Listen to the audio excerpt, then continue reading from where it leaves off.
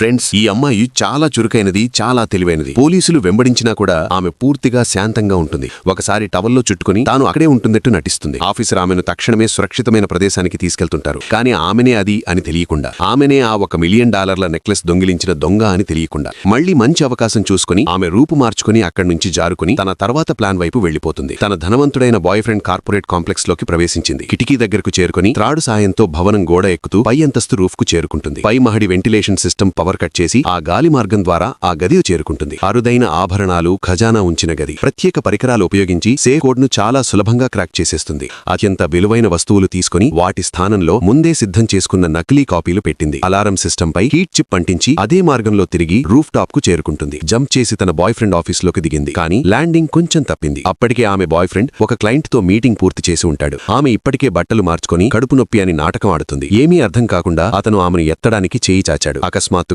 Alarm బిగ్గరగా మోగుతుంది. Boy friend shock అయి world వైపు పరిగెడపాడు. ఏదో ఉద్యోగి గిట్లు చేస్తున్నాడని అనుకుంటుంటాడు. ఆమె కంపెనీ నుంచి నిశ్శబ్దంగా బయటపడి తన ప్లాన్ చివరి దశ మీద పని మొదలుపెట్టింది. ఆమె సహచరుడు ఒక వ్యాపారి వేషంలో ఆ ధనవంతుడితో అనుకోకుండా కలుస్తాడు. అసలు ఖజానాను ఆ బాయ్ ఫ్రెండ్ కే ఎక్కువ ధరకు అమ్ముతాడు. బాయ్ ఫ్రెండ్ మళ్లీ కంపెనీకి చేరుకుని తెలుసుకున్నాడు తన మొత్తం కలెక్షన్ నకిలీ అని. నిర్బంధంలో ఒక బస్తా బంగారం నిండా తీసుకుని ఆ వ్యాపారికిస్తాడు. ప్లాన్ సక్సెస్ అయ్యాక ఇద్దరు సంతోషంగా సెలబ్రేట్ చేసుకుంటుంటారు. ఆమె తిరిగి చూసింది. తన బాయ్ ఫ్రెండ్ అక్కడే ఉన్నాడు. షేమ్ తో అతను నీళ్లలో దూకేస్తాడు. ముక్కు మూసుకుని నీటి అడుగున దాక్కుంటాడు. కానీ ఆ ధనవంతుడైన బాయ్ ఫ్రెండ్ ఆమె పార్ట్నర్ కు ధన్యవాదాలు చెబుతుంటాడు. ఎందుకంటే ఇప్పుడు అతని దగ్గర అసలు కలెక్షన్ ఉంటుంది.